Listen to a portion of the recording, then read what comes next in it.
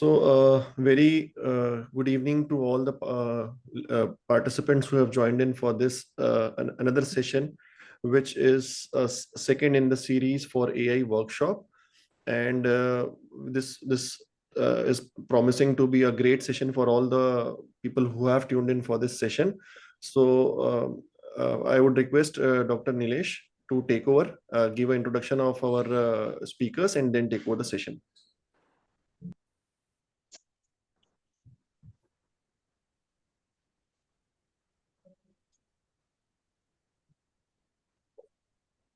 Good evening, everyone. Welcome to the second AI workshop for the intelligence augmentation of pediatric surgeon. The artificial intelligence is revolutionizing the healthcare, not by replacing the doctor, but by enhancing our ability to diagnose, treat, and care of our patients. As we stand at this crossroads of the technology and medicine, it is crucial to explore the AI's potential, challenges, and the ethical implication as well. So today we have an esteemed panel to discuss and to navigate about this evolving landscape. And I encourage you all to engage, question, and reflect how AI is shaping our practice. Let's begin by inviting our the first speaker, Dr. Harsh Hirani. He is a Hyderabad-based diabetologist and is a recipient of the Torrent Young Scholar Award 2019 and a certified AI expert, formerly associated with the as gold level trainer with the CGM Academy, and he has authored chapters on diabetes complications, trend and has trained globally in the CGM applications in the diabetes care. So I welcome Dr. Harsh Hirani on the behalf of IAPS. Dr. Harsh, the stage is yours. Thank you so much, Dr. Nilesh, for those kind words of introduction. I think it's truly an honor and it's a privilege to associate with our healthcare fraternity in expanding horizons of artificial intelligence. So at the outset, I would like to thank IAPS for this amazing initiative. In fact, this is the future, and you have really nailed it to the core how AI is going to evolve. And without any further delay, I'll be starting to share the screen. Can you let me know if it's visible? Yeah, but no audition. Yes. Is the screen visible? Yes, sir. Okay. Are you able to see the first slide? Yes, sir. Perfect. Is the slide rotating? No. Not yet. Is it fixed to one slide? Yeah, it is fixed to one slide. Okay, just give me a minute. Sorry.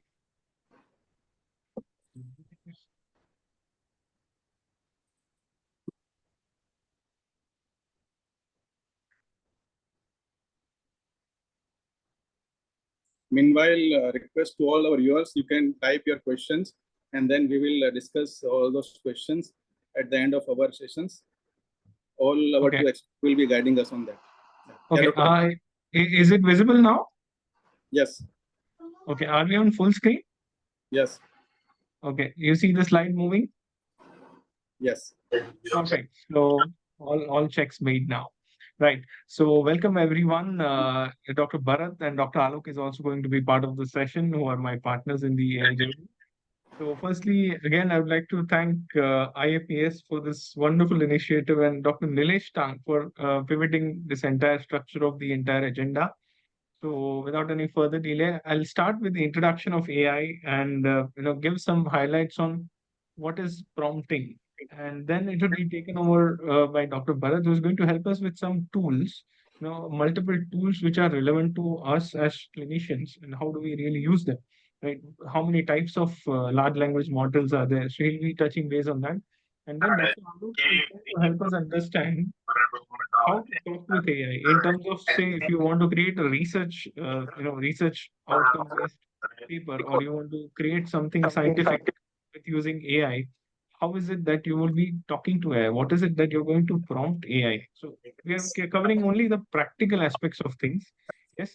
So with this brief introduction, this is the declaration for the session. There is no financial interest associated with this. Any product name or LLM's proprietorship mention is only for the educational and illustrative purpose. And AI tools have been utilized to summarize the content and prepare certain components in this presentation. So I would now like to start with a positive quote by father of artificial intelligence, which is John McCarthy. So artificial intelligence is an ultimate extension of human intelligence. It's not a replacement to human intelligence. It's always going to be an extension to human intelligence. So looking at the introduction of artificial intelligence in healthcare, close to 63% of businesses across the globe in developed countries have adopted AI into customer service, IT support, and handling of big data. Looking at other aspects, which is of retail industry projection. So by 2025 end, 69% of retail industry across the globe will be AI driven. 75% of enterprises are shifting from piloting AI to operationalizing AI. So basically, initially 24, 23 May, we used to have AI as a buzzword, as a experimental state. So वो piloting phase था. Now that shift has happened. In fact, more than 75% towards the end of 24, and by this year's end, more than 90% of companies who are trying AI will actually be in operationalizing it and fully implementing it. Looking at data analytics and the capability of AI to do data processing and all, 90% of industry is going to be AI driven. And this is collectively going to impact 1.6% of additional GDP by 2030. So it's a huge impact. And looking at the adoption in healthcare in US, just in one country alone, 90% of hospitals are expected to be employ AI-based solutions at multiple levels of operations. Whether it's early diagnosis, remote monitoring, or even in CDS, which is clinical decision support system, which is clinical decision making tools, predictive analysis. All these things are going to be part of routine and not just in the prototype phase. Looking at oncology, this is where we saw a very big breakthrough, like 80% of accuracy rate in predicting cancer patient survival, which is being used to tailor and personalize plans and improve outcomes. So again, this is a huge stats. Looking at the diagnostic aspect, we've been seeing in NHS itself, 30%, 34% of AI applications are getting utilized for diagnostic purposes, which emphasizes AI's role in improving the accuracy and again speed of diagnosis. Looking at the cost and efficiency part, $200 billion, not million, billion, $200 billion have been saved annually by AI integration by this year's end is going to happen. So it's huge. Like $200 billion is a big amount. So this much of operational efficiency enhancement and savings can be looked out. So healthcare is just at the tip of iceberg right now. So looking briefly on the history of AI, 1940s is when the initial foundations of AI started, where the first artificial neurons were conceptualized, that a concept came up, like how our brain neuron systems work, how if a technological data transfer system could be in a similar structure. So early development, if we see 60s and 70s, brought a rebirth of AI, and then AI went in and came for like say 10 years. There was not much of a development, and again there was a lot of funding not getting diverted to it. But then in 90s there was a good revival where IBM's Deep Blue was one of the first rather machine learning based system built in those era, not a complete AI, but a machine learning leg of AI, where this IBM's tool defeated Gary Kasparov, who was at that point the chess champion of the world, and the inception of Loom project and started, which led to basically the concept of generative AI. And then again, Jeffrey Hinton propelled into deep learning that got the limelight. And then this was the real trigger. Like 2000s is where the actual foundational work of AI started. What we are using today. It's almost 25 years it took to be where it is right now. And then we saw a huge rise in AI. A lot of companies started to actively pursue R&D and practical utilizable applications. In 2020s is when there was a breakthrough, and OpenAI first came up with ChatGPT, and then Google came up with Bard, Microsoft came up with Copilot, and so on and so forth. A lot of large language models and AI-based solutions started to emerge for use of common man. Earlier, till 2015, and in those times, it was only restricted to the developers, and so on and so forth.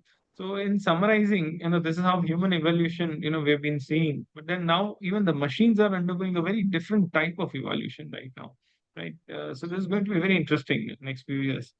Now, as we've had a good backdrop of the journey of AI, let's understand what AI is actually. So, on a broader field of computer science, if we see, it's focused on creating systems which are capable of performing tasks that normally require a human intelligence. So, it's a field of computer science which has this capacity. So, if we take a simple example, like as we saw the predicting of cancer, analyzing medical images to detect diseases like cancer, histopathology, differential diagnosis, all these aspects, virtual health assistance, predictive analysis like forecasting patient deterioration in hospitals for timely intervention. In fact, AI has entered greatly in triage now in developed countries. So a lot of worse outcomes are getting prevented even before the symptoms manifest. So just by the pattern learning and pattern recognition. Now, looking at the machine learning aspect, which is the subset of AI, which involves algorithms which allow computers to learn from and make predictions or decisions based on data. So, if you take an example, the first example for this could be there's a noise coming in. Can we mute? Yeah, perfect. So, all right, we're back. Right. So, machine learning is a subset of AI, and this is where computers, learn from a data and make predictions or decisions which are based on that data. So, there's a training data set on which a machine is getting trained, and based on that learning, it's making a decision making. So, this is, one another aspect of AI where looking at personalized treatment plans, customizing a treatment plan strategy based on patient data, ఇక్కడ predicting మమ్మల్ని a అయితే disease enquire కూడా outbreak. Enquire So predicting a disease outbreak, that itself is one of the subsets of AI, right? Looking at other aspects of AI, if we see machine learning model, which could auto adjust insulin doses, and this is a reality. Now we actually have AID pumps, artificial insulin delivery systems, where the basal rate of insulin is auto adjusted by the pump itself because it has this machine learning AI system incorporated in it, and it is in sync with the continuous glucose monitoring sensors which record sugars for 24 hours. In our diabetology field, machine learning has entered, and it's not been 1 year, but it's been there for more than 2 years now. So it's in live practice. A lot of type 1 diabetes patients are on these types of pumps where this kind of automation has been there, and that's truly changing. It's preventing hypoglycemia. It's because the basal rates are auto adjusted. The mid meal, or like say the sugar fluctuations between the two meals are auto corrected. So that's one aspect. Now we look at a third subset of machine learning, which is what we call as deep learning. So deep learning is a subset of machine learning which uses neural networks with many layers. So apart from just learning from a data, what the machine is getting fed, even within that data, it has an additional capacity to look at multiple layers of information. So I'll give an example, image recognition. So a normal data, another layer of data of that data set, say image recognition, looking at medical anomalies like, MRI, CT scans, there are actually radiology tools now which are accessible, which have shown a higher accuracy than human beings in picking the variability on the image recognition aspect. Genomics, looking at genetic sequences, to identify mutations and predict the health impact. Medical imaging analysis, looking at again, pattern recognition images, looking at the deep learning model, which is used for diabetic retinopathy. Again, this is a reality for more than 5 years now. Now there are direct retinoscopes where you just need to scan the retina. It gives a differential or a prediction. It even gives a percentage of accuracy of that prediction. Directly goes to the ophthalmologist. Ophthalmologist just has to use a clinical acumen, verify it, validate it, and approve it. So this is where AI has already entered in the deep learning space.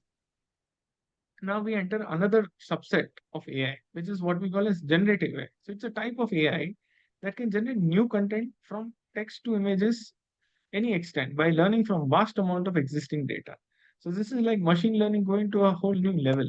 You're looking at drug discovery, creating new compounds by predicting molecular structures, synthetic data generation, right? Content creation, developing training materials, synthetic medical images, like what you're seeing here. This is an AI generated image, right? Based on this concept, what I was preparing for my slide, I instructed AI to create an image which summarizes all these things, right? So, personalized diet plans for diabetic patients based on their food preferences and nutritional needs. So all these facts, sum up. And, this is where we were there till 2024. Yes. Now we enter 2025. So this is where, the things have started to go at completely new level. In 2025, the latest subset of AI what has emerged is what we call as agentic AI. Agentic AI refers to artificial intelligence systems that act autonomously. I repeat, that act autonomously, which has ability to make decisions and also adapt or improvise to achieve complex goals with minimal human oversight. And they have these kind of systems have ability to proactively manage tasks in dynamic environments. So simple examples: hospital workflow optimization.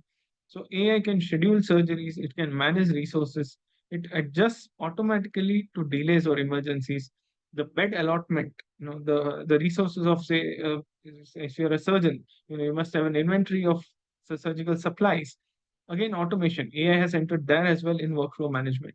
Supply chain management. AI reroutes pharmaceutical shipments based on real-time weather and supply disruptions. So this is very critical because imagine, say, there's a pandemic, right? And there's a country where, entire imports have stopped and they do not have their own, say, let's take insulin. They do not have any insulin management. What will happen of type 1 kids there? If any such, weather calamity or anything happens, can a type 1 person be without insulin for more than few days? No, absolutely not. So if, say, there are certain areas in the world where there are weather calamities which are very common, which disrupt the supply chain of medications, this kind of AI now has power to predict it and prevent it. So these supply disruptions of, most important drugs or most important food or commodities could be prevented. So that's where agentic AI has just gone to a new level. Surgical robots, robotic systems have been there for precise surgeries for quite a long time, right? But this is where a sensor feedback mechanism, and that's where AI has entered now to just amplify or make surgery even more precise. So, all these aspects AI has entered. So, looking at a more broader understanding of AI, it's very simple to differentiate into three generations of AI: a traditional AI, a generative AI, and the current AI, which is agentic AI. So traditional AI only analyzes data and automates specific tasks. Generative AI has power to create new content, right, which does not exist. But agentic AI has now ability to even act autonomously to achieve the goals which are tasked, and again with a minimal human oversight, right? So decision making, if we see for traditional AI, it follows a predefined instructions. Generative AI, the one which we currently use the most, responds to prompts what we give and predicts best output based on data. And looking at agentic AI, it makes independent decisions and executes multi-step plans. So this is like, going beyond multiple layers. It even looks at multiple steps of the plans. Again, looking at the operational mode, it is reactive, works within a predefined boundary, the older version of AI. The generative AI is reactive, requires specific prompts to function. If you give a wrong prompt, it will give a nonsense information or it will give a irrelevant information. But agentic AI is proactive. It even anticipates the need. It even counter asks you that, okay, you have given this input. Would you like to know more about this or beyond, or would you be possibly looking at these points, what you're searching? Right. So that's where the agentic AI has now emerged. So with this, the others are technicals, not much relevant to us in healthcare sector, but then this overall summarizes how things work. So if you look at now, a broader perspective of, just closing the introduction aspect of AI, healthcare, finance, content creation, natural language processing, all these sectors have been positively impacted with AI. Now, very important ask. Now, what will happen when you ask something illogical to ChatGPT and hoping to answer everything? This is what is going to happen. You'll be keep on waiting for a right kind of reply from the AI tool, but you will not get it. So it's very important that you prompt it in the right way. So that is where the science of prompt comes. So prompt is a specific information you feed to an AI bot or an AI tool to get a desired result, what you're looking for. So it's like, AI is like a child who is extremely intelligent, but does not have logic. Now, it has logic, but that logic needs to be activated by the right command or the right prompt what we give. And prompting is an act of giving a specific input or instruction to an AI model to generate a desired response. And this process of designing and refining the inputs given to an AI to achieve more accurate and relevant results is actually what changes the whole outcome. So, just a simple example, like provide a meal plan for a diabetic patient with high cholesterol. Right now, if we do this, just simple thing, we'll get irrelevant results. So here I'll give you a brief summary on how do we really make our communication to AI tool more specific and more clear. Earphone them. So, Earphone. hello.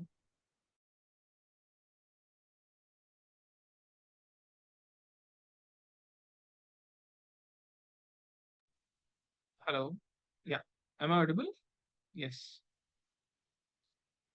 Yeah. Am I audible, Nilesh bhai? Hello. Yeah. Yes, you're audible. Yes. Yes. So the first point to remember when you're, creating the prompt to talk to AI is clarity and specificity. Now tell me about diabetes issues. This is a very unclear request what you're typing. But rather, if you type list common symptoms of hyperglycemia in type 1 diabetes patients, you're defining it as a whole aspect, right? If you give a general statement, you give a very nonsensical general answer. Another example, contextualize the prompt. So I'll give an example of what not to be done. So you just say what should be monitored in diabetes, that much if you tell, versus monitor in a 30-year-old type 2 diabetes with history of hypoglycemia. So be specific. Define. The more detail you feed, the more precise outcome you get. Defining a desired output, right? So if you just say, give me advice on insulin, give any kind of nonsense, it'll give irrelevant things. But the same concept, if you be more specific, provide a step-by-step plan for adjusting insulin doses, it'll give a structured approach incorporating evidence-based practice. So, just say if you're looking at some guidelines searching or something medical specific, scientific specific things in AI, if you say what's best HbA1c, it'll give all kind of nonsense. But if you define it that okay, as per ADA guidelines, what's the target HbA1c for elderly patients or young patients or whatever is your thing, if you expand the content of the information you need, you'll get more precise and more accurate results. So just to summarize, how to have an efficient interaction with LLMs, understanding. So basically, these are all large language models, what AI tools we commonly use, understanding their capabilities. So that is why Dr. Bharat is going to help us understand which tool works where, what tool has what strength, what tool has what kind of application. He'll help us understand it. Being concise and direct, providing context, use specific instructions, break down complex questions, ask follow-up questions, provide feedback, and experiment with prompt offerings because it's again a process of learning, unlearning, and relearning. The more you work with it, the more accurate you become in commanding the right information. So with this, I come to the end of the first step, which is introduction of AI. And now, should we take question and answer towards the end? Do we head to the second session directly? We'll go to the second session, and we'll at the end of our session we'll take the questions. Sure, sure. So you can please introduce Dr. Bharat. Yeah. Okay. So our next speaker is Dr. Bharat Sabu. He is an Indore-based best-selling author and endocrinologist. He has an advanced training from global institutions in diabetes and AI. He has chaired national diabetes initiatives, organized international conferences, and published extensively on obesity and endocrinology. He is a leader in healthcare tech and AI advocacy. Dr. Sabu blends clinical expertise with technological innovations. So with the growing number of AI tools available in the healthcare, knowing which tool to use for what purpose is an essential thing. Dr. Sabu will be speaking on which tool for what, guiding us on how to select and apply AI solutions effectively in our practice. So please join me in welcoming Dr. Bharat Sabu. Thank you. Dr. Bharat.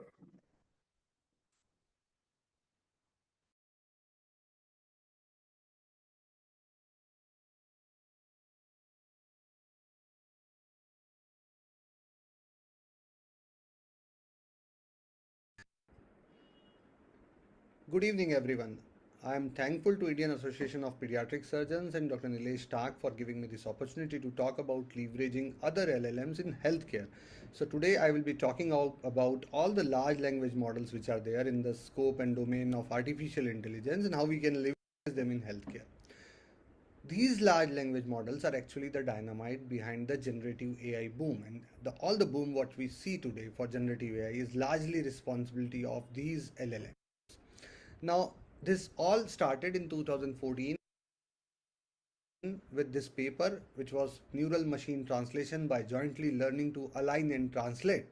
And this actually paved the way for another script, which was Attention is All You Need. And this was the paper which actually told us the sequences, how machine learns and how large language models work.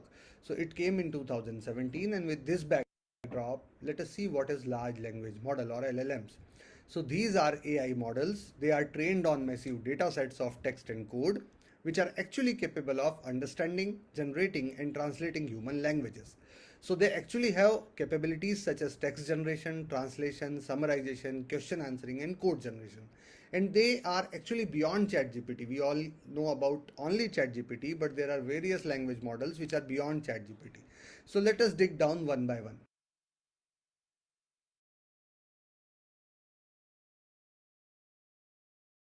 But first of all, the most talked about GPT, the ChatGPT 4 versus ChatGPT 4o. What is the practical comparison? When we see the key features of GPT-4, it has a deep contextual understanding, it is enhanced for complexity, and it has a subscription access because you need to have a subscription to access it. Now when we see 4o, it is fast, it has multimodal capability and a broader accessibility because it is available to both free and plus users, so you can access it without even a subscription. Now when we see the case-based comparison, coding task, ChatGPT 4 for coding when we use, it has deep understanding, it does long form interaction and context retention is there, which is there with ChatGPT 4. When we see 4o, it is very fast, speed is there, efficiency is very good because it is quick fix for generating code snippets and it has multimodal interaction. Now how to choose the right model for coding? ChatGPT 4, if you are coding for a complex task, you require deep technical insight, or if you are working on projects that need context over an extended conversation. Moving forward, you should opt for GPT-4o if your tasks are more about quick fixes, learning in short bursts, or when you need rapid responses. So 4o is for rapid. Research and writing.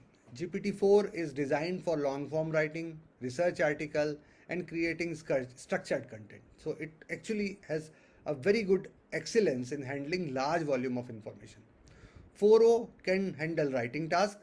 Its strength lies in speed. It is very fast. It is best for short form content, brainstorming, or rapid information retrieval.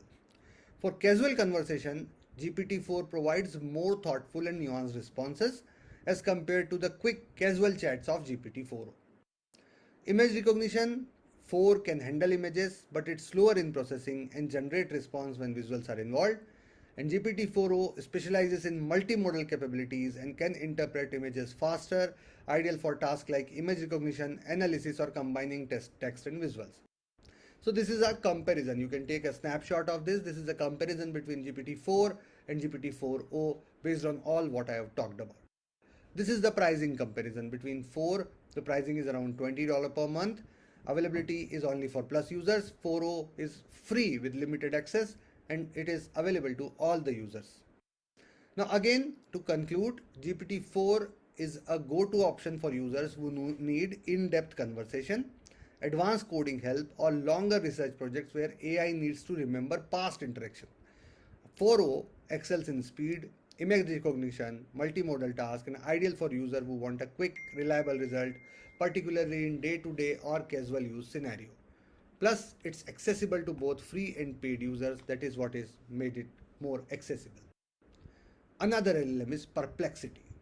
Perplexity, what is Perplexity? Perplexity is a natural language processing model which analyzes and understands text data and developed using state-of-the-art technique in machine learning. Language generation, sentiment analysis, text classification are some of the tasks in which Perplexity AI excels. It also capitalizes on power of large-scale language models. So it is capable of understanding and generating human-like text. It is true that Perplexity AI cannot replace traditional search engines, but it is quite effective if one works with its boundaries. What are the features? It can generate language. It does sentimental analysis. It helps to understand the sentiment of text data. It can sort text into distinct categories or label. Text classification can be done. So what you can do with Perplexity? You can access concise information. You can carry out in-depth research. You can create and edit code. You can solve mathematical problems. You can summarize PDF. You can translate files. You can organize your library with the help of Perplexity AI. And how Perplexity is compared to ChatGPT? Perplexity is for users who want to gain a succinct understanding of emerging topics for free. It provides more detail than ChatGPT. It is better for academic researcher, data science and marketing. And jack of all trade is ChatGPT, but Perplexity is very selective, especially in terms of language. And it is actually having a lesser conversational tone. GPT has a more conversational tone, and this makes this chatbot better at creative tasks like content creation and ideation. So, more attractive to user who prefer more interactive dialogue. That is how Perplexity is. Now comes to the Claude 3. Claude 3, when you compare with OpenAI teams and Claude, you can see these are the basic differences. It integrates with GitHub projects and artifact features. Data not used for training models. It has a custom pricing, and it is enterprise grade security feature which is there with Claude. So it is basically for advanced use. Now again there is a more newer LLM which is Llama 3 from Meta. When we compare Llama 3 with GPT-4, you see Llama 3 has 70B reasoning and GPT-4 has 1.7 trillion reasoning. So this is good for complex tasks.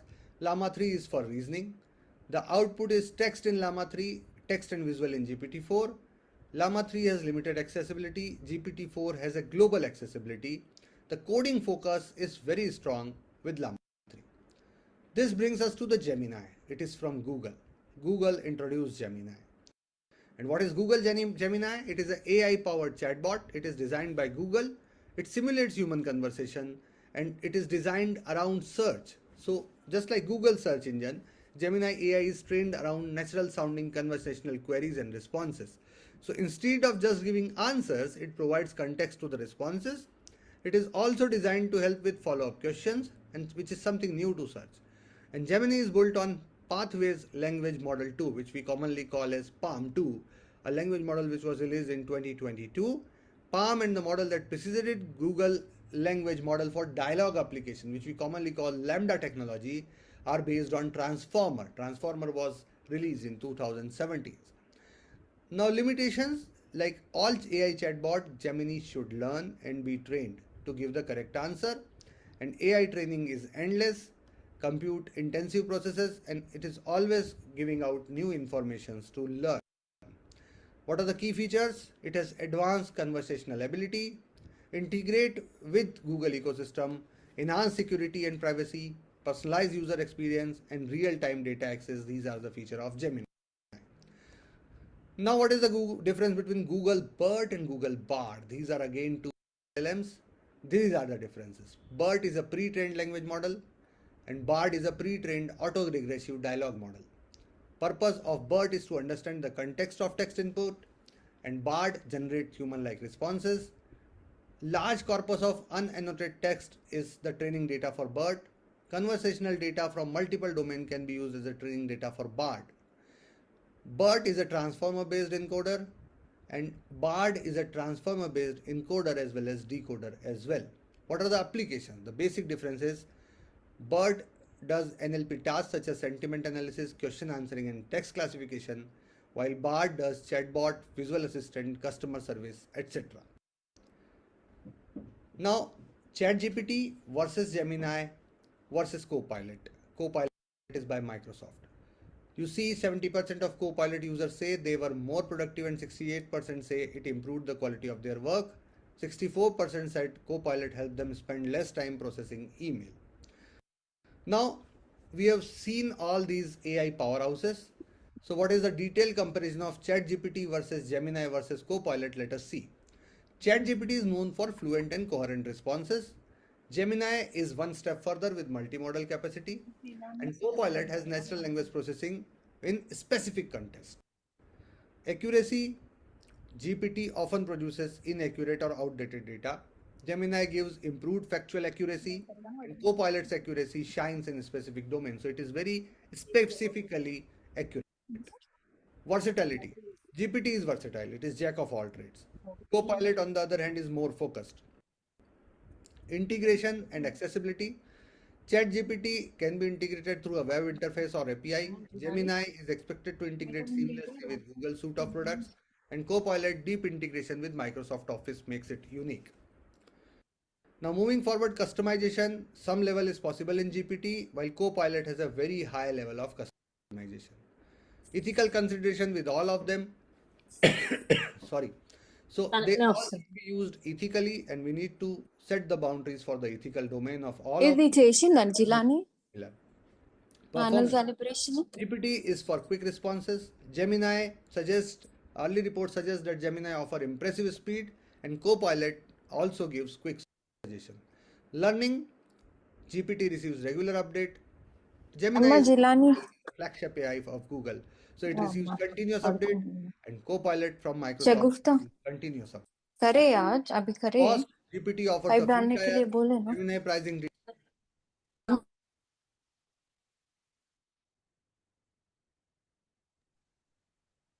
details are still emerging, and Copilot is available as a part of वो तू Microsoft खाली कर 365 subscription. They all have future potential. There is no difference whatsoever. Now, in healthcare, the healthcare presents unique challenges and opportunities in the GPT versus Gemini versus Copilot. GPT can help in patient education, medical research summaries, and even preliminary symptom analysis. Gemini, its ability to process visual information could be groundbreaking, and Copilot may find application in medical documentation and data analytics within healthcare system using Microsoft products. Gemini Advanced versus ChatGPT Plus versus Copilot Pro. You see, ChatGPT Plus has multimodal capability. Gemini Advanced had multimodal capability, while Copilot Pro has a limited ability. They all have enterprise use case. The unique features are priority access to GPT-4 for GPT, advanced coaching feature in Copilot, and AI image capability in Gemini. So these are actually the differences. Coming to the DeepSeek, this is a new kid in the block. It is a Chinese company founded in 2023. It is as powerful as OpenAI's Oven in some areas, and Google searches for DeepSeek has increased in recent time. But there are certain censorship issues. It censors answers on sensitive Chinese topics. It avoids giving detailed information about Taiwan and other issues. And when we compare these models, when we see DeepSeek, Llama, and GPT-4o, these are the differences. The best thing about DeepSeek is it is free, but the worst thing it is censored, and you cannot actually know what is going to be happening with the information you are providing to it. Now coming to capabilities, it can help in clinical decision support, administrative tasks, and patient engagement. Now what are the current challenges? High cost is a challenge in healthcare, inefficiency is a challenge, data silos is a challenge, and burnout is a big challenge. Here lies the opportunity of innovation, collaboration, efficiency, and access.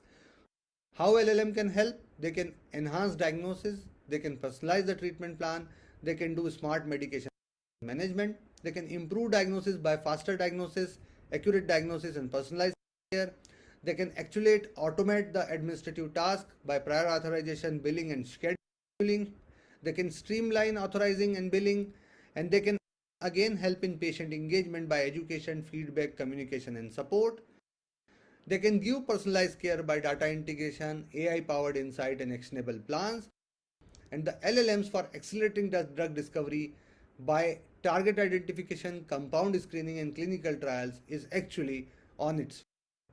Now, for optimizing supply chain management, we can use LLMs for inventory management, logistics optimization. We can demand forecasting and streamlining logistics with them, and they can enhance the medical imaging by detection, interpretation, and increasing the efficiency. They can detect anomalies, they can support radiologists, and they can improve clinical documentation by automation, accuracy, and efficiency. They can reduce burnout and enhance the accuracy. They can reduce workload, they can improve accuracy, they can increase efficiency. Now, ethical consideration is always there, like privacy, security, and bias. These are always there. We should ensure privacy, security, and bias mitigation by data anonymization, security protocol, and bias detection. We should frame a regulatory landscape and compliance, which me, Alok Bhai, and Harsh are working on it to make all these LLMs come under the ethical. We can integrate LLM into healthcare workflow by strategic planning, staff training, and the future outlook looks promising because we are looking at multimodal LLMs with explainable AI and federated way of learning. So the key takeaways are it has a transformative potential. It can significantly transform the healthcare system, but there are certain challenges, mainly with the ethics. And actually, collaboration is the key. We should collaborate between stakeholder, and that is essential for successful implementation of all these LLM programs. With this, I thank you for the patient listening. Thank you. Thank you, Dr. Bharat, for joining us remotely. So over to Dr. Nilesh for welcoming our third speaker for the day, Dr. Alok Modi, who is joining us from Mumbai. Over to you, Dr. Nilesh. That was an interesting comparison amongst the different AI tools. Now moving to our next speaker, Dr. Alok Modi. He is a top-ranking diabetologist from Mumbai. He is a fellow of multiple prestigious medical societies. Recognized among the Mumbai's top 20 diabetologists. He has co-authored chapters on digital healthcare and has contributed to over 20 plus national and international publications. With a strong academic background and clinical expertise, Dr. Modi has been a prominent voice in advancing AI into the healthcare. As AI becomes more integrated into the healthcare, understanding how to interact with it effectively is a very crucial part, actually. So, Dr. Modi will be speaking on what to talk with AI, shedding light on how doctors can engage with AI tools for better clinical decision making. Now, let us welcome Dr. Alok Modi. Dr. Alok Modi. Thank you, Dr. Nilesh, for this wonderful opportunity. Thank you, everybody. My regards to all the respected faculty and the delegates for today's session. Harsh, hi to you. Good evening. How are you? And you guys have given me a very broad topic. How do you engage with AI? You know, that's like how do you engage with your spouse here? It's a puri jindagi ka, it's an entire lifetime story. Engaging with AI will be a lifetime story. I can't cover it in half an hour or 15 minutes. So one way of engagement, as you saw what Bharat Bhai has shown you, such wonderful slides you saw that were all made through AI. So such wonderful graphics, very well organized and very well done. So similarly, you can have like Dr. Bharat Saab who just spoke to you about, you can actually create EGFRs, calculate the various scores for your patient, and I guess all of you are pediatricians. So you all grade your patient's clinical acumen and the clinical parameters of your patient. Everything can be done through AI. You can ask AI to be a good RMO, a good assistant to tell you what would be the prognosis, what would be the outcome. And if I may steal a chapter from Dr. Hirsch's work, he's doing something even fantastic. He's taking the entire Indian Penal Code, the Indian law, and the clinical paradigms of various specialities, and he's creating his own chat GPT where you can actually put in a live case scenario and you can even understand what would happen if the patient would go to court, what would be the court's judgment on you, and how you could get out of that, what remedies you can apply. So AI is there in every walk in life. You can use it to file your tax returns. You can use it to find out what investments are better. It can compare 5, 6 cars. If you're planning to buy a car, it can tell you which cars are better. It can, Hirsch just showed me very wonderfully. You can take all your patient feedbacks and find out what is your performance in real life in the market. You can do so many things. I mean, it's endless how much you can do. So I really can't cover everything here, but I will do something. I'll show you some practicality. So the proof of the pudding is in eating it. I'll show you something very wonderful, which all of you must be academically interested. I'll show you live how to write a research paper. So is that okay with everybody? Should I show that? Can I show you how to write a research paper? I'll show it live right now. That will be superb. That will be superb. Okay. So I need a topic. I guess everybody is a pediatrician here. Pediatric surgeons. Pediatric surgeon. So give me a topic. Tell me what topic you would like me to write a research paper which would get accepted in an international journal. By the way, we have published a lot of papers, and a lot of papers are on the way, and we have done it through AI, and it is ethical. And the journal editors know that it is written through AI, but there is no touch of AI. It is very much humanized. So give me a topic. I'll show you right now how to do it. Let me share my screen first. Fine. So I'm a puppet here. So tell me, give me the topic.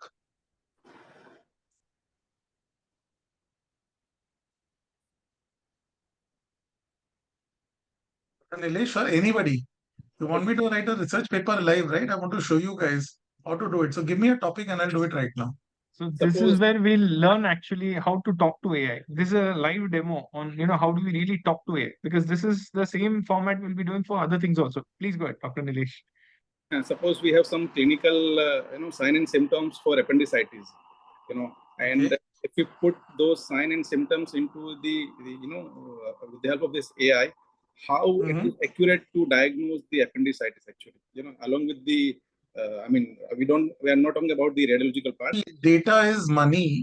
You want AI to perform well, you have to give a lot of data. So if you want an analysis only on the clinical science, it can do that. If you were to put the images in the blood reports, it will give you a much better answer. You want me to do that? I'll just show you. Let's go to ChatGPT here. We just got So a this is a great brilliant question. So definitely after this we could take it. There's someone, Dr. Manoj Joshi, has asked for a systemic review on quality of life after extropy bladder repair. So I think after this we could look at. I'll do that. Let's give me the patient data. I'll just add it over here, tell me. For your appendix patient, give me the clinical features of the patient. I'll just add it and give you the diagnosis. Then. Yeah, the symptoms would be abdominal pain. Sorry, what is the age of the patient? 5 years. 5-year-old male, right? Yes, sir. Coming with abdominal pain. Can you see my screen, right? Yes, sir. Okay, next. Abdominal pain since 2 days, vomiting since 1 day, loose stool since 1 day. Loose motions? Yeah, loose motion. Since 1 day, okay. And mild low grade fever since 1 day. Okay. That's it? Yes, sir. Okay.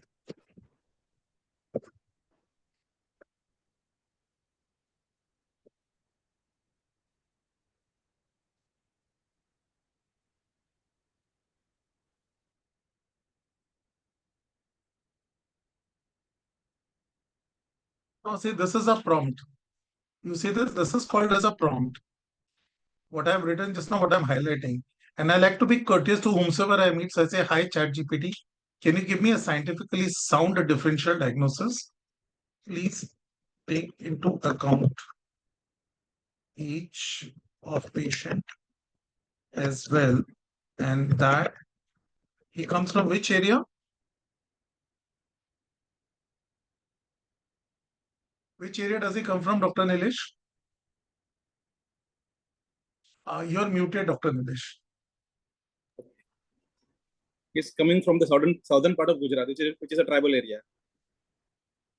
Southern part of Gujarat. Yes, sir. Tribal area. Okay. Let's see what it does. So there are some spelling mistakes, but don't bother. It's an intelligent being. It will understand. Let's see what it does.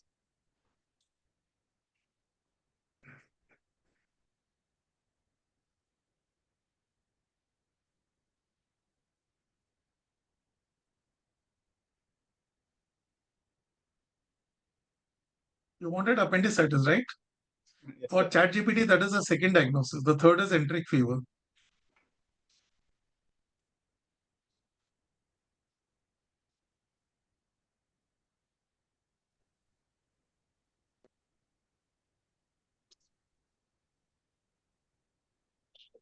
Do you agree with what it's writing? Yes, sir. Now you've got a very good second opinion sitting right at your table, right? Yes, sir. Now the idea here is not to replace your own brain power with this. That is a mistake many people make. Don't forget you're a clinician and don't come into that assumption that ChatGPT is there, so I need not use my brains. That should never be the case. That's what we call as human in the loop. You are at the head and you should not let ChatGPT take over you. But this is a big addition and a big help to you. Now we can go further. Now, if I were to upload over here, its X-ray images, sonography images, and its blood reports and all, I would start filtering my differential diagnosis in a better way. So the more information you give, the better answers you'll get. And believe me, most of the time they're very accurate. But understand one thing, this is a generic LLM. All these ChatGPT, Claude, Perplexity, their knowledge base is what is called as LLM or large language model. They come from the Google searches that you all do. It is not trained on medical literature. So the day you have an AI which is trained only on medical literature, you will find the output to be very superior, very different, and at times much better than a clinician can do. Am I clear? Yeah. Now, can we ask ChatGPT that pain is specifically in the right iliac fossa? Now, let's see what it gives us the response. Okay. The abdominal pain.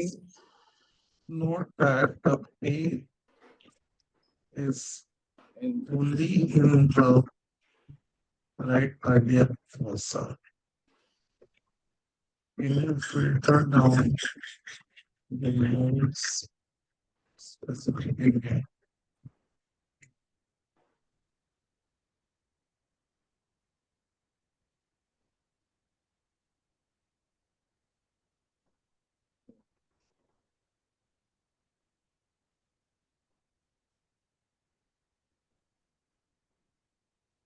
How do you find that? yes,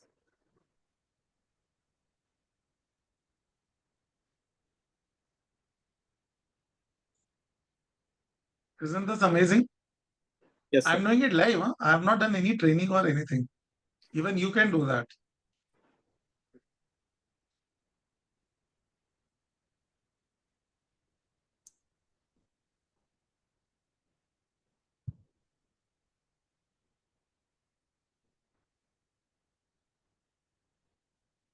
I'm not a pediatric surgeon, so I wouldn't know whether this is right or wrong. You guys have to tell me whether the answers are better or no. Yeah, the answers from the ChatGPT, looks impressive. The first one would be the appendicitis, and it has come first only. So the differentials are reasonably right, correct? Yes, sir. Give me more information, I can take it further down the road. That's fine, sir. So should we take the paper now? There was one very interesting put by one of the attendees. Wow. So superb summary. I think even the next steps it has given, that's really amazing. Is there any app? I mean, Do you want to recommend empirical antibiotic choices based on the local resistant patterns in Gujarat? That is great, isn't that? yes, sir. Yes, sir. I mean, can we upload, the radio imaging, like for example, chest X-ray or the CT scan image into the AI, and it can give us the diagnosis. I mean, what the radiologist put on the paper. Can do So, that. Yeah, it does that. It does that. It's very used for sorting it out in the sense that if you can, a radiologist, if he's asked to see 1000 X-rays in a day, out of which let's say around 800 X-rays would be normal, it's a sheer waste of his time and energy, and he would get really burnt out. This is called transformer AI. They can read the same thing at a very high speed and then neglect it. You know, like when you read a book, many phrases and words have the same meaning. So the best way to read a book very fast is to understand what are very common throughout the book and just take one meaning out of it rather than waste time reading in every line and every phrase. So all those thousand X's, whatever is common and nearly the same, would be given one interpretation, and the abnormal ones would be picked out and would be interpreted. This is a technology that today's generative AI is using, and so it can actually sort of take out those 1000 X-rays and push it 800 as normal and say these are normal, don't waste your time. These are 200 X-rays that it will give a diagnosis and tell the radiologist, okay, Dr. Nilesh, you are the radiologist, I would like you to focus on these 200 X-rays, kindly ignore the 800 X-rays. It will talk like that. That saves a lot of your time, but you're getting paid for 1000 X-rays. That's important. yes, sir. So it's given you individual antibiotics which are recommended with the dosages and everything. Let me show you something more very relevant to all you guys also. These are called customized GPTs. These are something that we have created. These are my own creations. This I can convert a blood glucose from a glucometer into a CGM pattern. I won't go into that. That's a big topic. This is something that you people can use. This is Dr. Alok Modi's drug interaction checker. Let me just show you this. You can create any. Let me take a prescription from somewhere from my computer here. Let me just give me 2 minutes.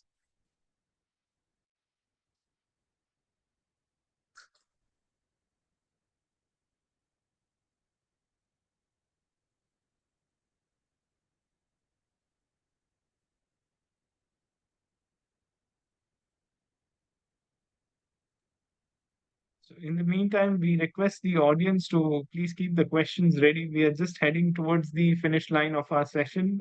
Another couple of minutes, we'll be completing the session. So request everyone to please start posting the questions. Okay, now see, I'm showing you one of the prescriptions here. This is the one prescription which I've generated. Let me show you this prescription. You can use any HS that you have. You can use my thing. I'm not charging anything. I can share the QR code with you guys. You can use any HS in any language. You can put any brand name. Okay. Now, this is a prescription which is on, as you can see, this is a prescription which has AKT. It's got a combination therapy of Forcox, dapagliflozin. This is metronidazole and this is fluconazole, right? So I'm giving all these drugs to a patient. These are drugs which are quite potentially interactive. So what I do is I just upload this on my thing which I have created and then see. Having done that, I'm asking this question. Can these medications be taken together? What are the interactions? Okay, so I asked the question, it wants a prescription again. So let me give the prescription here.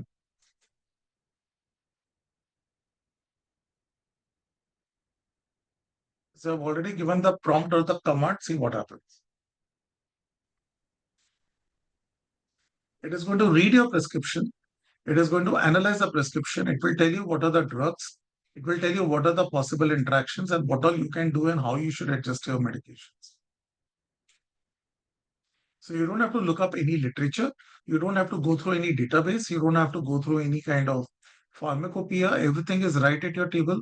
You don't have to waste any time. Before you dish out any prescription to any patient, you can just run this tool, get comfortable, and then decide what medicines you would like to give to your patient. So see, it's so simple and so beautifully done. Only thing is I can share the QR code for this. I'll share it with Dr. Hirsch. He can share it with all of you later. The only thing is you need to have a paid subscription of ChatGPT for this to work. So there are so many things that are available once you buy a subscription to ChatGPT. So this is how you talk to your AI, and this is how I talk to AI in my own clinic and my hospital on a daily basis. Now I think we wanted to do a paper presentation, right? We wanted to write a paper. Dr. Nilesh, do we have time or we'll have to call it the session for Q&A? I mean, we have still 2 more minutes. I mean, we can go ahead with the, the demonstration by the Alok sir, about the paper writing. Okay, okay. Should I go ahead, Hirsch? Yes, sir. Yeah, absolutely. Yeah, please go ahead. So this was the topic that was given to me. Now see, you can use any kind of AI engine that you want, but I prefer AI. I prefer ChatGPT. It is an individual choice. My experience with ChatGPT is very good. So this is systemic review on quality of life after extrophy bladder repair. So if I just put it, I open up a new thread on ChatGPT and I write here, kindly generate a review article on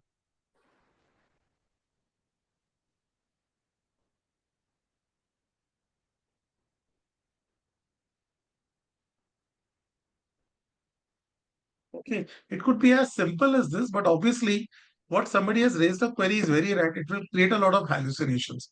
So when a moment I write this and I give the command, see what happens.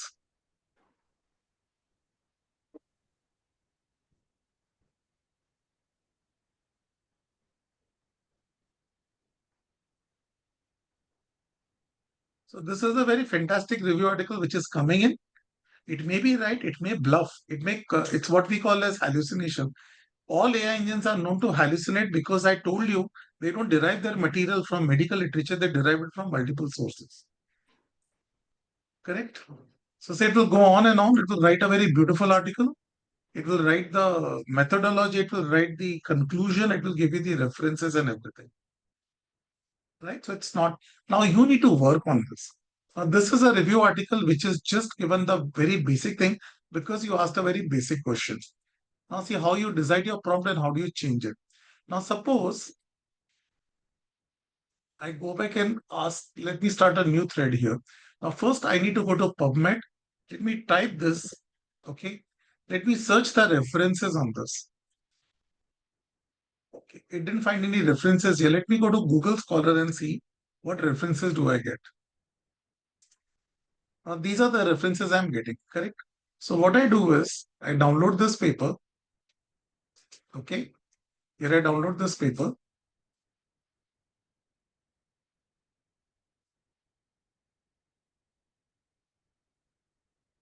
This is the PDF.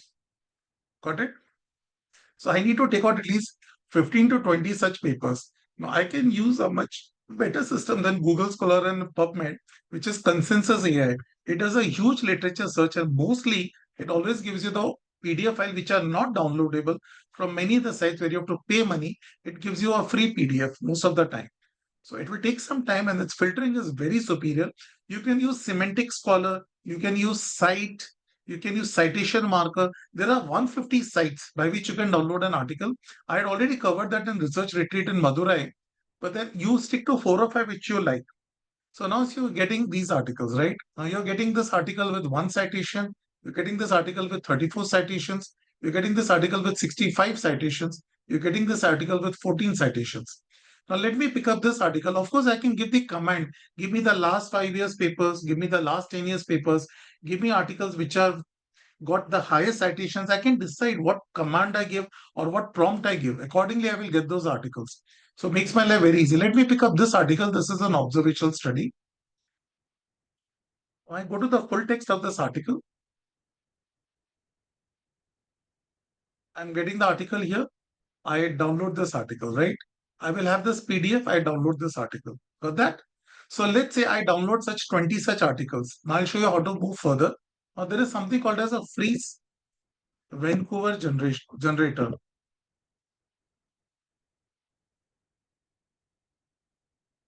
So once you come to this Vancouver generator, what you have to do is, suppose I wanted the Van, because in the article, the references have to be in the Vancouver format, right? So I go to this link over here. I go to this, I put the link over here and I search. Okay. Now, probably this link is not the right link. So let me take out the link from here because the article is originally published on this link. So let me put this link and then now let me search.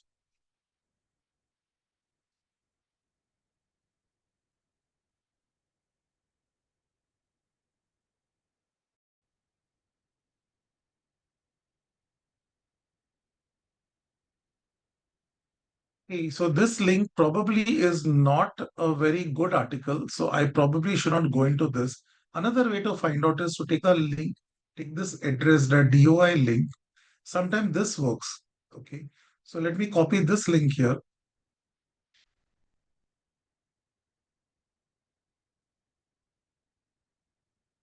One second. I think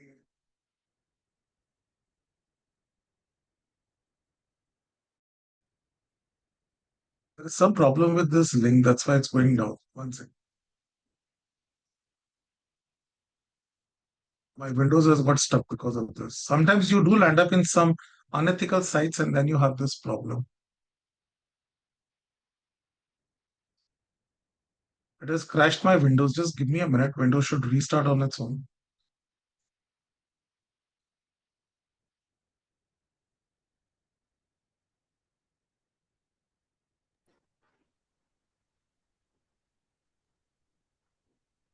Meanwhile, can we take some questions? Yes.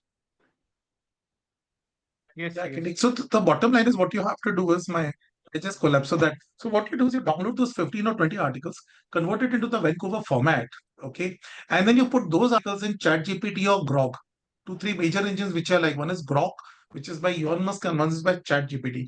Tell those engines please go through these articles and store it in your memory. So once they're ready with the article, you give the structure of the article the way you want, how many words you want, which journal you would like to publish because they are aware of those journals, and then you tell that engine, please write a review article based on these journals, based on these references for this journal specifically, and give me a review article for so many pages. Believe me, the output is phenomenally and it's very good. You have to learn to get practice with it, and you'll get a very good article. And then it is your job to remove plagiarism. It's your job to remove the AI engine, which it will show very clearly to the journal. They have means to find out if this article was written by AI or not. They have means to find out if this article was has got how much percentage plagiarism. So it's remember one thing: ChatGPT and AI engines are here to help you, not replace you. The problem is people just copy paste the entire article and send it to the journal and get rejected, and it looks very bad. So don't do that. Sit on that article, manipulate that article, change that article because it is your article. You need to talk through that article to the readers. So you need to make changes, which is where you would like to communicate your feelings and do that. Otherwise, you're not being ethical about it. So the bottom line is AI engine has saved at least 80% of your time. So I normally would take around 15 days to write an article. Today, because of AI, I can write an article in 8 hours. And as Dr. Harsh and Dr. Bharat knows, I write a lot of articles for our team, and Dr. Harsh has written some fantastic articles. We practically can generate one article every 2 days. And they are getting accepted. My articles have got published. They are getting accepted. Dr. Harsh's work has got accepted as research retreat in Madurai in the RSSDI and many other portals. His work has been accepted by DTAC. His work has been accepted by International Diabetes Federation. All of his work are getting accepted in international journals and forums. But we are using AI very extensively. We're getting very good responses, but we make it very ethical. So I think I'll stop here, Harsh, for time reasons. It's a big topic. And Thank back you. to you. In And any fact, questions? as rightly said by Dr. Alok, it's a huge topic. Generally, we take 4 to 5 hours of training just on writing this because we do a hands-on demo. And one very, very important thing what Dr. Alok sir has mentioned to us is restricting of the information from those selected references which are there in ChatGPT.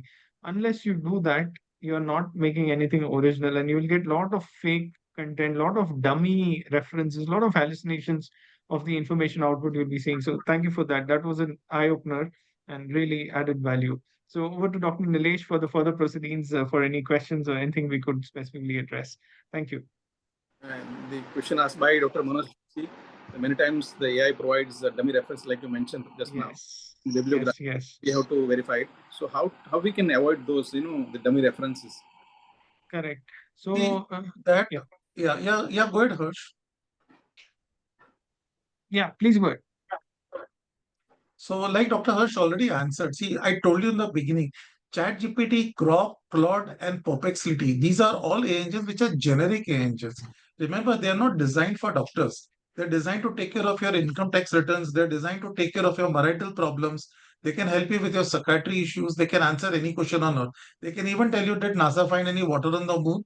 What is the latest scenario on the moon? So they're designed to cover a big ground of information, which will encompass a huge amount of information. So these are huge LLM. So they're going to creep in with their references, which they think is right. Right. So it's like you're asking somebody to write a research paper or a review article on some neurological or urological or a pediatric surgical topic.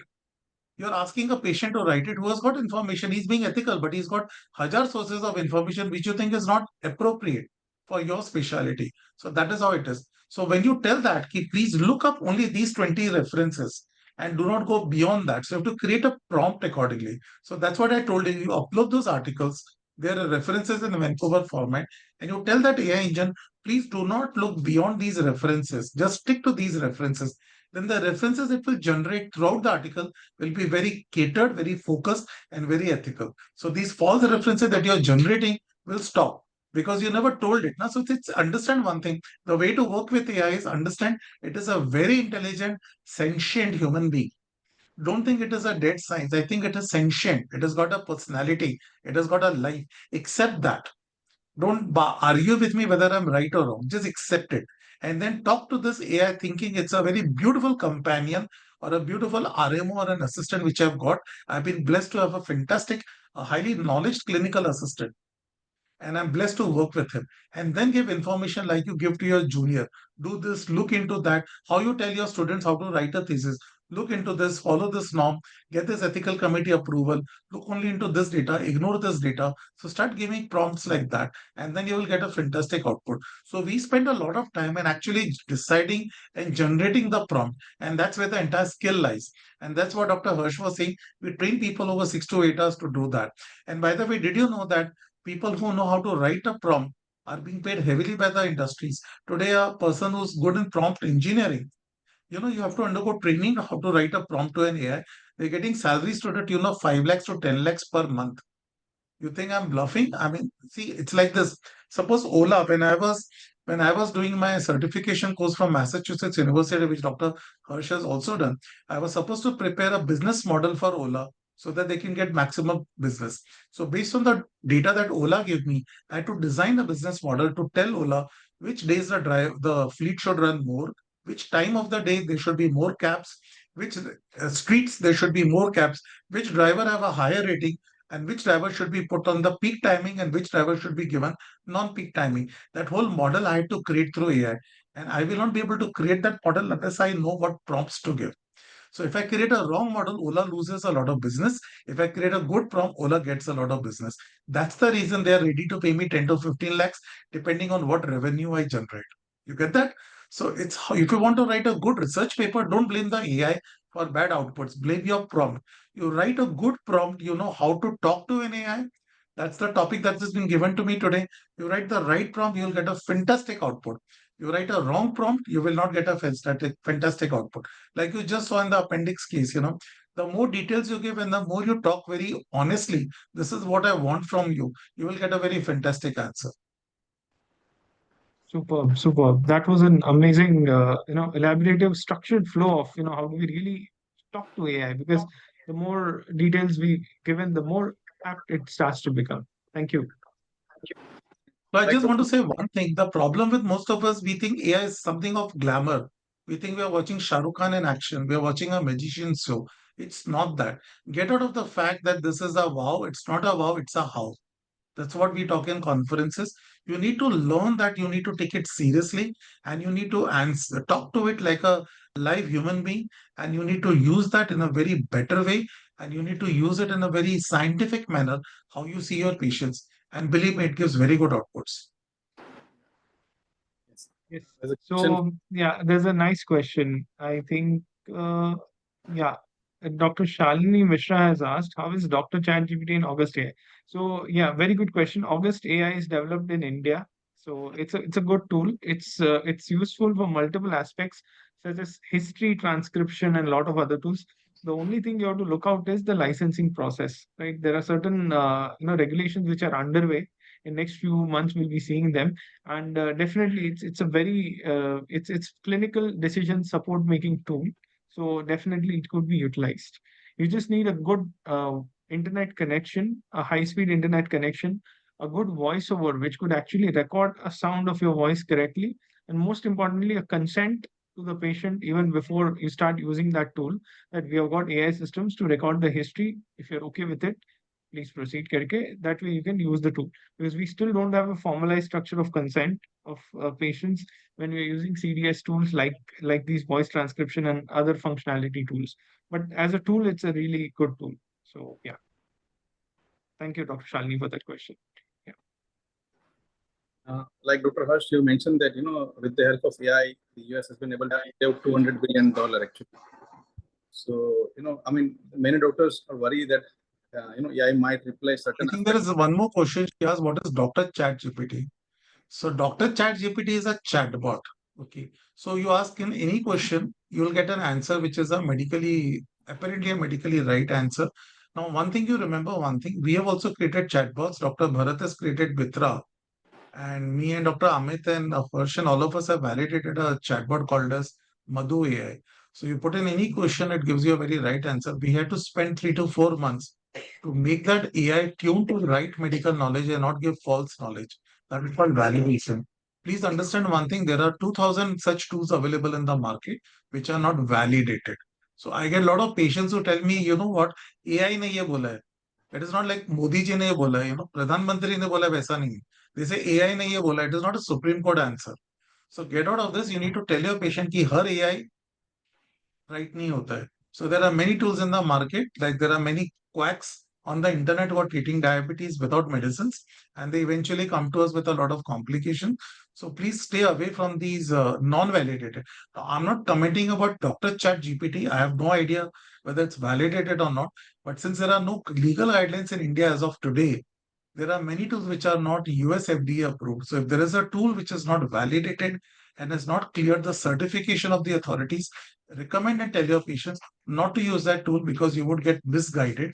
And for your information, recently there was a brilliant paper published in NEGM which showed very clearly that more than 256 tools which have been approved by FDA are not ethically right and they are giving wrong information today. So though US FDA support, please understand we are yet in a very infantile stage. The authorities also don't know how to tackle AI. They have no understanding of how AI is going and where it is going. It will be some time where this when this technology matures for patient use. I don't feel this technology is mature enough for patient use. You all know how Google patients are a pain in the neck, how they come with their own diagnosis and treatment, then they trouble you. Similarly, this is going to be a bigger pain in the neck tomorrow. So be prepared for it. Super. So yeah, this is a very important point. Yeah, and I think this addresses. I think Dr. Nilesh was about to say something on a similar line. Yes, Dr. Nilesh, please go ahead. See, many doctors are worried about that AI might replace some of their jobs. So how do you see this issue among the doctors actually? So it's not going to replace the doctors. It's actually going to make doctors more powerful. Because see, as Dr. Alok beautifully said, it's not a tool ready for patients, but it's a tool ready for doctors. Because we have the clinical acumen to differentiate between a wrong information and a clinically relevant information, which the patient definitely does not. Right. So it's actually not the other way around. And just to answer it shortly, it's going to augment doctors with amazing things. Now, I'll give you one more case scenario where we are building a tool which is going to be a complications risk predictor based on multiple formulas of each organ complication. We are building it on in our stream of diabetes. So now, once this tool is ready, fully validated, it's actually going to augment a doctor's communication to the patient. Imagine today a patient comes to your cabin. Your assistant has to just upload the report in that tool, and that tool gives risk scores of complications. And that sheet comes in another 10 seconds to your cabin before the patient walks in. How crystal clear your mind will be in what to talk to the patient, right? When you have all that heavy load of computation, the mechanical brain's energy getting done, uplifted by AI's power, and then the way you would be communicating to the patient is going to be so specific and compact that the patient will have more confidence on your ability as clinician, because your clinical acumen is what is actually getting used and not your mechanical memory acumen, because that work is getting done by AI for you. So this is just one live scenario what I'm giving you to give you a perspective that it's AI which is going to help doctors. It's going to make them more efficient, more powerful, and more outcome oriented, more data driven. So the overall enhancement in quality of care to the patients is going to reach a new level in next few years to come. So I hope that could address it, Dr. Nilesh. Yes. And any further questions from our participants? If they do have, they can ask to our experts. I think it's exciting that even at this wagon, we have so many people joining in. So we gracefully thank your presence and joining us in this evening.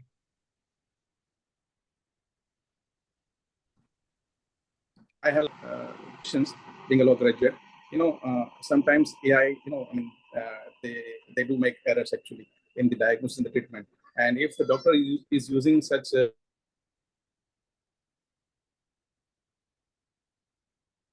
and making an error in the treatment, who to be blamed, and how the Indian law actually looks.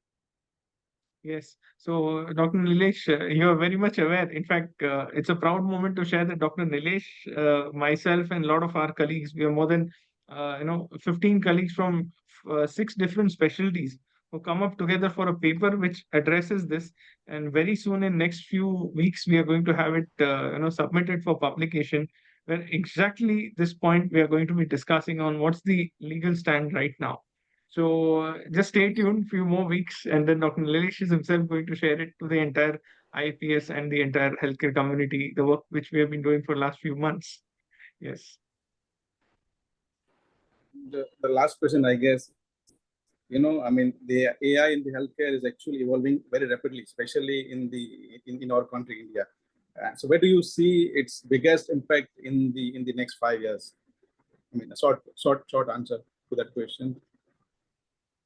The biggest impact of AI in the healthcare industry in next. So my word is prevention. Dr. Alok, please give your feedback. One word. So like Dr. Harsh said, I've already written a paper. It's already sent for publication. Should be out in another 1 month. How fast is AI going and how rapid it will take us and where it will take us. So just wait for the publication to come out. But I'll tell you one thing only. Remember the time when we were using digital diaries 5, 6 years back, when having some 8 GB of RAM in a mobile was unheard of. Running an office on your mobile was unheard of. And today, we are playing video games, and we are probably using our mobile better than a laptop. So I think in 5 years, not even 5 years, I think 3 years, I think Dr. Nilesh will not be here conducting this seminar. His clone will be conducting it, and Dr. Alok and Dr. Harsh would be sitting with their wives in some restaurant with Dr. Nilesh, while our entire seminar would be run by our clones in a very methodical and a very energetic manner. And I'm not saying this through my hat. The CEO of Otter, which converts voice communications, Zoom meetings into written transcripts, has predicted that within a year it will be a possibility. If you have seen Shashi Tharoor meet Shashi Tharoor, there's a YouTube clip with both the Shashi Tharoors are talking to each other, and it is so fantastic. You can't make out which is a AI Shashi Tharoor and which is a real Shashi Tharoor. So that is also a possibility. So I feel it will be stepping into every nook and corner. You will not be having a clinic where an AI doctor will not be sitting next to you. Your own AI doctor will not be seeing patients next to you and will not be treating the patient next to you. Of course, you will be very much part of the scenario. So the bottom line, it brings back to that question, will it replace us? No, but it will replace a doctor who's not AI trained. So time to get AI trained, because then it cannot replace you. But then I feel it will be part of your mobile. It's already part of your mobile in Samsung Galaxy. It's already doing a lot of work on Samsung Galaxy phones. It will be part of your income tax returns. It will be part of your airline ticketing. It will be part of your marriage life. It will be part of your family life. It will be part of your smartphone. Smartphone, so I already said. It will be part of your hospital, your patient interaction, your pathologist interaction. It will be a part of your patient guidance tools. It will be a part of every facet of life. And I think there will be so many buckets out there. I think by 2028 or 29, we would be discussing AI in a very different way. We won't be discussing how to use AI. We'll probably discussing what else are you doing with your AI, not with AI, with your AI. If you get what I'm trying to say. Superb. Yes, sir. Superb. That was an amazing, amazing closing remark. Too good. Dr. Tanmay, are you there? Yeah. So I think we have had a brilliant session. So I would like to thank Dr. Alok, Dr. Harsh, Dr. Bharat for giving their valuable time and intellectually trying to augment us all on a pathway which is definitely gonna be there as an integral practice, as you rightly said. Thank you, Dr. Nilesh, for being a great moderator, and thank you all the participants for tuning in. And for more such sessions, stay tuned to IAPS office. And thank you for the IAPS office for arranging such kind of session. Thank you so much.